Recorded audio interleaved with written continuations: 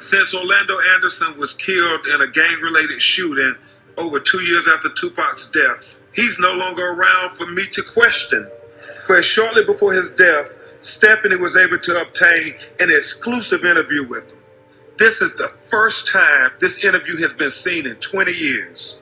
So I was looking for lying behaviors while I watched this. Sarah Michael Novia is a behavioral expert who has studied this video, and she's going to tell us whether Orlando Anderson was being honest. It's Orlando Anderson, Anderson? O-R-L-A-N. I'm sorry, help me out again. Oh, you said Anderson, A-N-D-E-R-S-O-N. So that's the first example of him sort of repeating the question. What does it mean when a person repeats the question?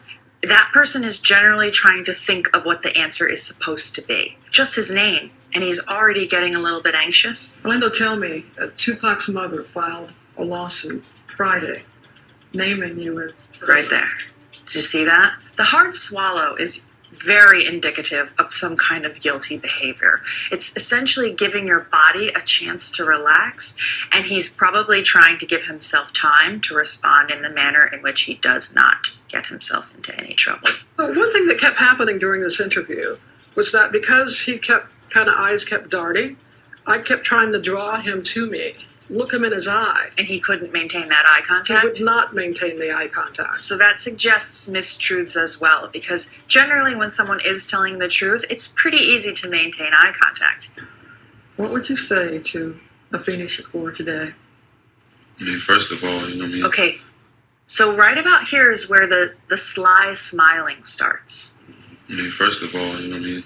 I didn't kill Tupac Shakur. For somebody being accused of something as serious as murder, why would you be smiling and making light of it? Does he appear to know more than what he's telling here? Oh, so much more.